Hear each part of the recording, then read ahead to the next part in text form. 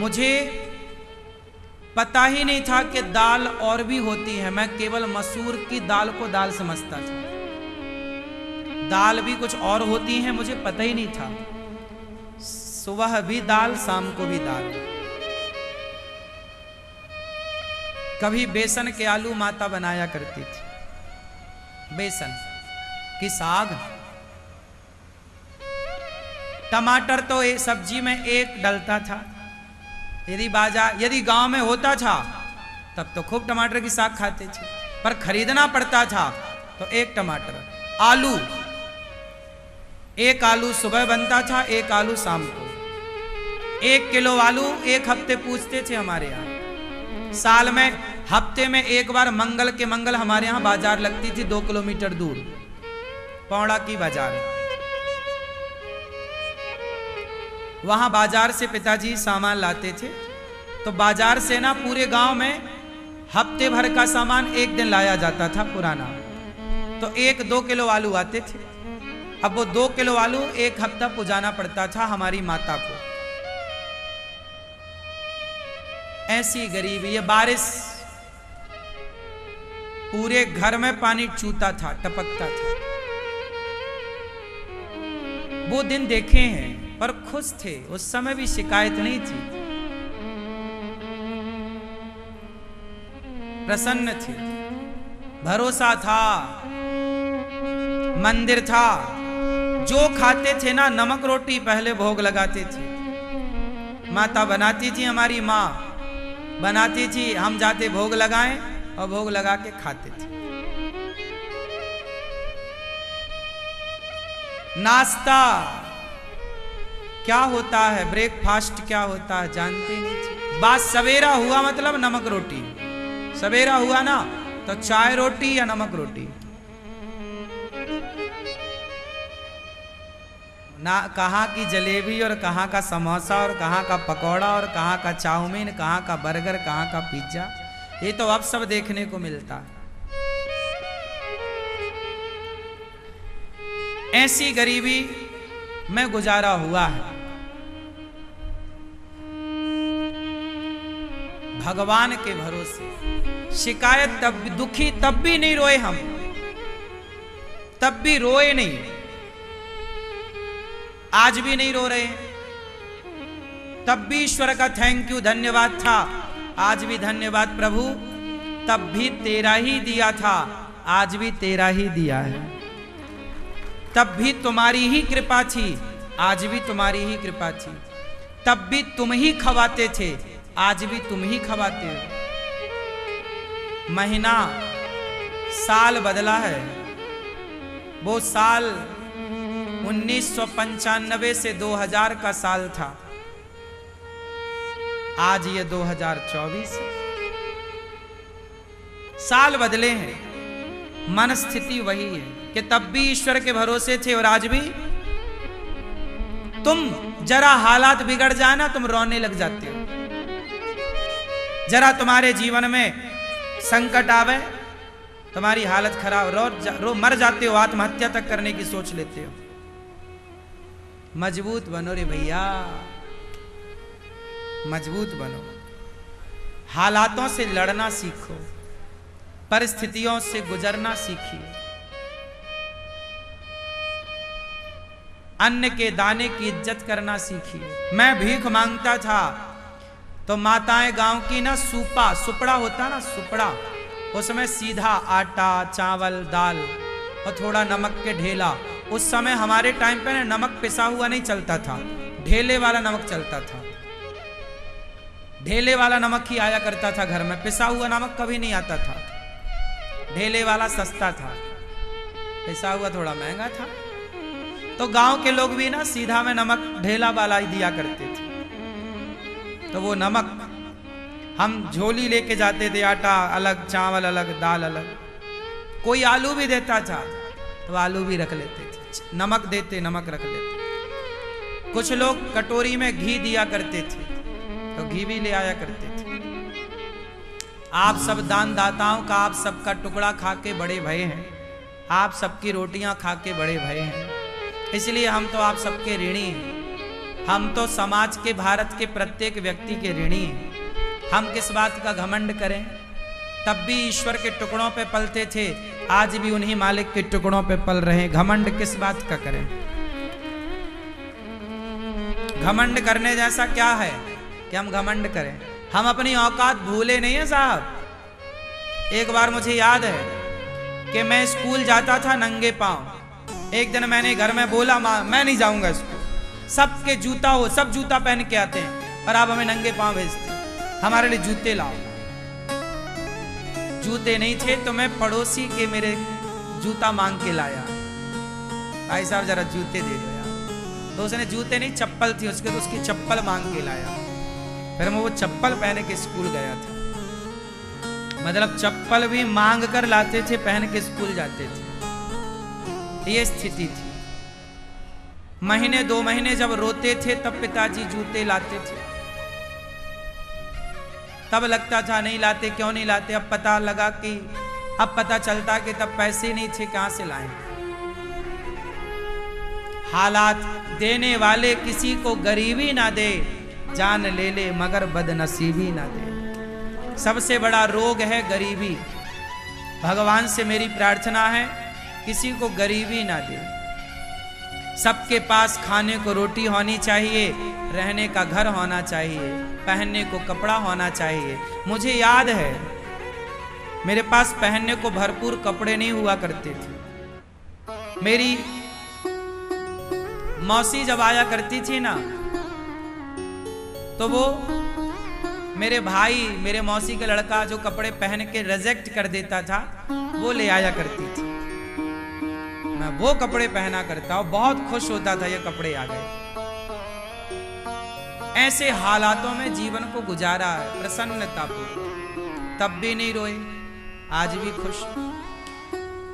आदि मैं नहीं हूं, मैं इस किसी चीज का आदि नहीं हूं कि मैं आज ऐसा हूं तो ऐसे ना। मैं सब हालात में रहना जानता हूं, हर हाल से गुजरना जानता हूं, हर हाल से, हर हाल में धैर्यता पूर्वक निर्णय लेना जानता हूं। इसलिए ईश्वर पे भरोसा रखिएगा। नीति और नियत तुम्हारी सच्ची है। देर लगाते हैं मेरे कन्हैया, पर सब्र का फल देते जरूर हैं।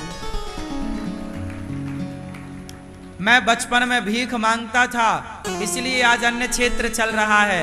भीख मांगता था ना, तो मैं भगवान से कहता था आज मुझे घर घर जाके भीख मांगनी पड़ती है।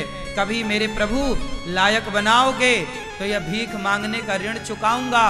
तो अनिरुद्धाचार्य जो अन्य क्षेत्र बांट, भगवान इससे ये सेवा करा रहे हैं, ये केवल इसलिए कि मैं आप सबका, देशवासियों का ऋण चुका रहा हूं। मैं तो आपका ऋणी हूं। कभी लिया था तब वो चुकाना नहीं पड़ेगा। तो ये दास, और वैसे भी देखो मैं तब भी आपसे ही लेता था भीख मांग, आज भी तो भिखारी हूं। आज भी तो आपसे ही कहता हूं सहयोग करो, दान करो। आज भी कौन सा मैं अपने बाप का खवा रहा हूं आप लोगों को? हाँ, आज मैं भी तो, मैं आप लोगों से मांग के आपकी सेवा कर रहा हूं। तब भी वही भिखारी था, आज भी वही भिखारी हूं।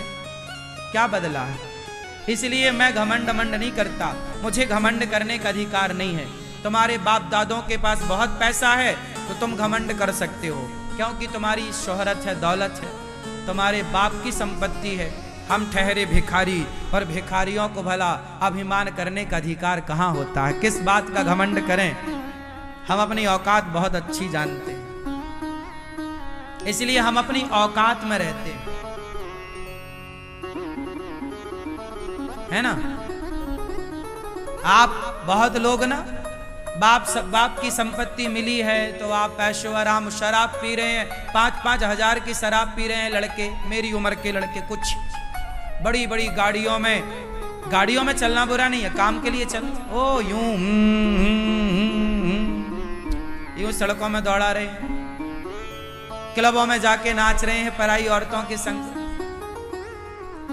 यार तुम्हारी तरह पैसा मैंने बाप से पाया होता ना, तो ना जाने समाज की और कितनी सेवा करता।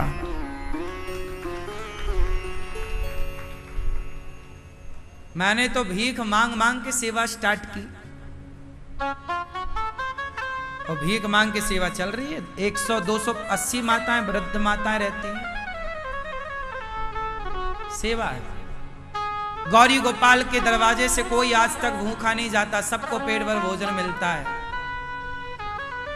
तो ये कोई मैं थोड़ी कर रहा हूं, मैं अपने बाप की संपत्ति थोड़ी लगा रहा हूं, लेकिन एक भाव है मेरे अंदर। एक बात आज मैं आपको बताऊं, कभी फिर ये सुनोगे आप या ना सुनोगे, मेरे अंदर एक भाव है कि जो आप लोगों ने दिया है, मेरा सपना है कि मैं आखिरी दम तक आपका दिया एक एक रुपए, आपका दिया समाज की सेवा में, वृद्ध माओं की, बच्चों की पढ़ाई। 150 बच्चे गुरुकुल में पढ़ रहे हैं, गौरी गोपाल गुरुकुल में। 280 माताएं रहती हैं, अखंड रसोई चलती है, संतों की सेवा। मैं चाहता हूं कि ये एक एक रुपया जो है आपका दिया, आखिरी दम तक सेवा में लगता ही रहे। एक भी रुपया मैं इसका अपने में खर्च नहीं करना चाहता, मैं अपने में खर्च नहीं करता। आपको एक बात बताएं, मेरा अपना कोई खर्चा नहीं है। हाँ, दाल चावल सब्जी रोटी का खर्चा है बस, बाकी मेरा ना सुपारी खाने का खर्चा, ना सिगरेट पीने का, ना तंबाकू खाने का, ना मैं फिजूल खर्चा करता। मेरा कोई खर्चा नहीं, 1 रुपया का खर्चा इतना है कि अब देखो, रोटी तो खानी पड़ेगा पेट भरने के लिए, वह रोटी खाता हूं बस। मुझे दाल बड़ी पसंद है, दाल रोटी, और दाल भी बिना छौंके की खाता हूं। आपको एक बात और बताऊं, मैं दाल भी महंगी वाली नहीं खाता। माटी के बर्तन में दाल पकवाता हूं अपने लिए, मिट्टी के बर्तन में, हंडी में, और वो पकी हुई दाल में जरा सा हींग का और एक जीरे का दिया में हींग डाल के और दबा देते हैं दीपक को गर्म करे, वो छौंका।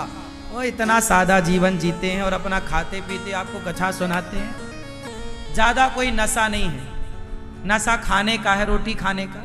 खाना एक टाइम खाता हूं और दोनों टाइम नहीं खाता। कपड़े भी आप लोगों के लाए पहनता हूं, अपने से कपड़े भी नहीं खरीदता। ये जो हाथ में सोना चांदी आप देखते हो, महाराज जी आप इतना सोना पहनते हैं, ये भी मेरे बाप का नहीं है, ये सब आप भक्तों ने पहनाया है तो पहनता हूं। ये सब आपका दिया हुआ है, आपकी श्रद्धा है तो पहनता हूं, आप देते हैं, वरना मेरा अपना कुछ नहीं, जो है आपका। इसलिए जो आपका है वो आपकी सेवा में रहता है। ये पूरा गौरी गोपाल किसकी सेवा में है बताओ, बोलो। यहां आप लोग आते हैं, माताओं का दर्शन करते हैं, रसोई में प्रसाद पाते हैं, किसकी सेवा हो रही है? आप सबकी सेवा नहीं हो रही है, सेवा। इसलिए मैं अपने जीवन को ना अपने आनंद से जी, इसलिए संत लोग हंसें, संत लोग नाचें, तो तुम पेट में दर्द क्यों पालते हो? अरे बाबा जी देखो, आजकल कोई संत नाचता है ना, तो आप देखना इस सोशल मीडिया में लोग गाली देने लगे, अरे बाबा जी देखो नाच रहे हैं, ढोंगी हैं, पागल हो तुम। अरे संत नाच रहे हैं तो संत ही तो नाचेंगे, जिसके भीतर कृष्ण की मस्ती है वही ना नाचेगा। मीराबाई नाचती थी, आजकल के जमाने में मीराबाई नाचती तो तुम मीराबाई को भी कहते, हाँ या ना? इसलिए लोग कुछ भी बोलते हैं भाई, कुछ भी कहते हैं। अनिरुद्धाचार्य और गौरी गोपाल आप सब देख रहे हैं, अनिरुद्धाचार्य को आप देख लो, गौरी गोपाल आश्रम को देख लो, पर गौरी गोपाल आश्रम तक पहुंचने की जो यात्रा है लंबी, वो यात्रा कोई नहीं देख पा रहा है। यहां तक पहुंचने की जो यात्रा है, यहां तक पहुंचने का जो स्ट्रगल है, यहां तक पहुंचने की जो लंबी कथा है, वो कोई नहीं सुनना चाहता, ना कोई देखना चाहता। हर व्यक्ति कामयाबी देखता है, कामयाबी के पीछे की मेहनत कोई नहीं देखता। इसलिए औरों की तरह देखो, मैं अपने सिद्धांत में अटल हूं, मैं सिद्धांतवादी व्यक्ति हूं, सिद्धांत से समझौता नहीं करता। मुझे सेवा करनी है मतलब करनी है, मुझे ईमानदारी से चलना है मतलब चलना है। मैं किसी के दबाव में नहीं रहता, हर बात स्पष्ट बोलता हूं आपके सामने। आपको अच्छी लगे तो सुनो, बुरी लगे तो मत सुनो, पर जो सत्य है वो बोला जाएगा, हाँ या ना। इसलिए आपको क्या सीखना है? द्रौपदी की लाज किसने बचाई? जिन्होंने द्रौपदी की लाज बचाई उन्हीं के भरोसे रहा करो, वही तुम्हारी लाज बचाएंगे। अनिरुद्धाचार्य उन्हीं के भरोसे, मेरे तो गिरधर गोपाल दूसरो ना कोई। मैं किसी के भरोसे नहीं रहता, एक भगवान के। मेरे पालनहार भगवान है, मैं उन्हीं के टुकड़ों पे पलता हूं, उन्हीं की रोटियां खाता हूं, उन्हीं का गुणगान गाता हूं। एक बार मैं कहीं गया तो एक आदमी ने मेरे कान में आके बोला, महाराज जी जरा हमारे नेताजी की जयकारा लगवा दीजिए। मैंने कहा पागल मूर्ख कहीं का, मेरी वाणी से केवल भक्तों की और भगवान की जयकारा लगेगी, तुम्हारे नेताओं की जयकारा मैं लगाऊं? मैं केवल कृष्ण का दास हूं, कृष्ण का गुणगान, प्रभु का गुणगान करूंगा, किसी व्यक्ति का गुणगान थोड़ी। हाँ कोई भक्त है तो उसकी कथा सुनाऊंगा, उसके बारे में अच्छा कहूंगा। मीरा की जयकारा मैं लगाता हूं, नरसी की जयकारा भक्त है लगाऊंगा, तुम कहो कि मेरे नेता की जयकारा लगा, पागल कहीं के। मैं बिकाऊ नहीं हूं, मैं बिक जाऊंगा। भक्त यदि भगवान के नाम में कोई खरीदना चाहे, मैं बिकने को तैयार हूं। भगवान के भक्तों से बिक जाओ, प्रेम में बिक जाओ, पर कोई तुम्हारा मूल्य लगाए घमंड से, तो साहब तुम्हारी औकात नहीं कि तुम खरीद सको। लेकिन मेरा कन्हैया, मेरे कन्हैया को तौलने चली थी उनकी पत्नी, सोना चांदी से माता सत्यभामा। एक बार माता सत्यभामा ने कन्हैया को तौला कि मैं बहुत पैसे वाली हूं, तौल लूंगी मैं, कन्हैया मेरे अधीन रहेंगे। तराजू बांधी, एक पलड़े पे कन्हैया को बिठाया, दूसरे पलड़े पे अपना सारा सोना, सारा धन रखा, ना तुले कन्हैया। चरणों में गिर पड़ी रुक्मणी माँ के। रुक्मणी माँ ने कहा, बहन ये तुलसी का पत्ता उठाओ और तुलसी का पत्ता उठा के रख दो।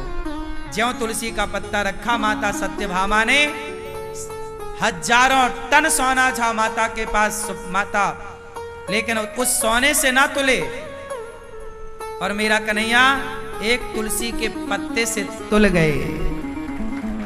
ये मेरा भगवान है, ये प्रेम चाहते प्रेम से तुल जाएंगे। अरे प्रेम से मुझे आप खरीदना चाहो तो खरीद लो, प्रेम का मूल्य लगा के ले लो। प्रेम में तो मैं बिक जाऊंगा आपके लिए, प्रेम में तो सब कुछ होगा, पर तुम अभिमान में चाहो कुछ करना तो कुछ ना होगा। मैं प्रेम, भगवान किस में बिकते हैं? प्रेम में। राम ही केवल प्रेम। और आप भी बता दूं मैं आपको, नेताजी लोग साड़ी बांटते हैं चुनाव के टाइम, तुम भीड़ लगा के खड़े होते हो, जो खड़े होते हैं उनको कह रहे हैं। मर जाती हैं माता एक दूसरे के ऊपर चढ़ चढ़ के, नेताजी साड़ी बांट रहे हैं, साड़ी चलो चलो। 100 रुपट्टी की साड़ी के लिए तुम अपना ईमान गंवा रही हो? काहे बिकती हो 100 रुपए की साड़ी में? करोड़ भी बरसा रहा हो कोई, मत जाओ। ईमानदारी का 1 रुपए बहुत है। बेईमानी कोई लुटा रहा है, हम काहे जाएं लूटने? हमें चाहिए ही नहीं ऐसा धन।